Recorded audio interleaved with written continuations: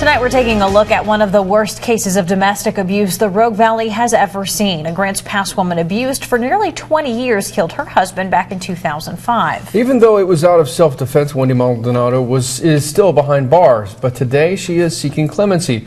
A warning, some of the video you're about to see may be hard to watch. News 10's Katie Connor has that story. It's probably the worst case of domestic violence any of us have ever seen. Words from a judge forced to send a woman to jail for killing her husband. The case beyond most you hear about. Abuse so severe, a case so emotional, it became the subject of an HBO documentary. He had to know where we were at all times, who we were with, and who we might have talked to. Wendy Maldonado says ultimately she had no other option. In 2005, her life came down to two choices: kill or be killed. After you've been strangled and you wake back up, you don't know where you are, what's going on. Over the course of 18 years, Wendy lost all of her back teeth. She says she was burned, choked, brought to the brink of death. There's so many times I probably was dead, but I wake up with him kicking me, and yelling, "Get up." Her abuser, her husband, Aaron, the man who vowed to love her when she was just 17 years old. The teenage bride soon became a teenage mother to their first child, Randy.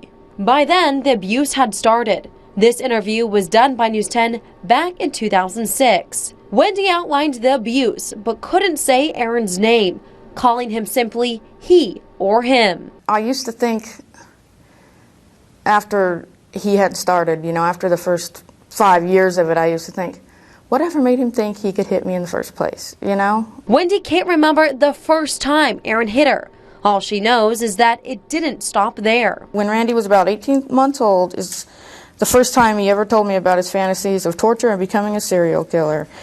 From that point on, I knew I was in a situation I couldn't get out of. Wendy says Aaron played out fantasies of killing her, even creating what he called the kill spot, a place in the middle of the forest. Aaron would take Wendy there 3 times a week, giving her 10 seconds to convince him not to kill her with a machete. I think this might be the spot. I was laying right here on the ground, strangling me. Wendy had 3 more children with Aaron: Joshua, Marshal, and Tyler. It wasn't until May 1st, 2005 that the original nightmare came to an end and another one began.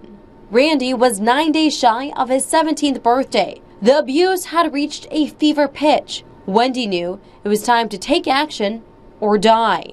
We didn't say anything to each other. For some reason, I don't know who was talking to me, not like I was crazy or something. I just said out loud, "I'm going to do it." And Randy said, "What?" And I said, "I'm going to kill him." Randy couldn't let his mom do it alone. The reason he was there is he didn't want me there alone. He didn't think I could do it.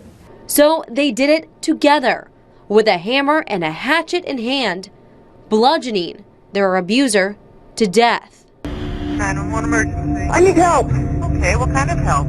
I just killed my husband. Wendy still didn't feel safe. She wasn't sure Aaron was dead. Is he conscious? He's breathing hard. Is he conscious or his eyes awake?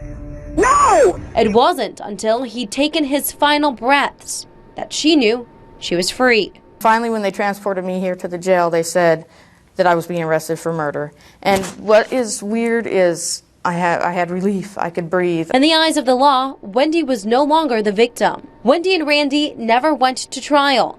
Instead, the two accepted a plea bargain. Wendy was sentenced to 10 years behind bars, Randy 6. Her other sons taken in by family. She puts me and my brothers way ahead of her. She didn't care. She had to go spend life in prison, but as long as we were safe and that we'd be alive.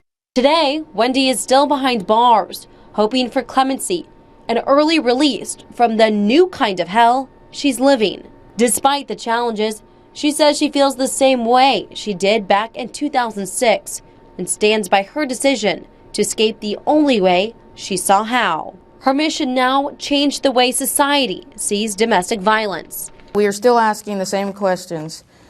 Why didn't she just leave instead of why didn't he just quit abusing? We need to stop putting the blame on the victims of domestic violence, and we need to start educating our children at a very early age in school. It's a message Wendy hopes to spread to other women suffering from the same type of abuse that she endured, even if it has to come from behind bars. Covering your news, Katie Connor, News 10.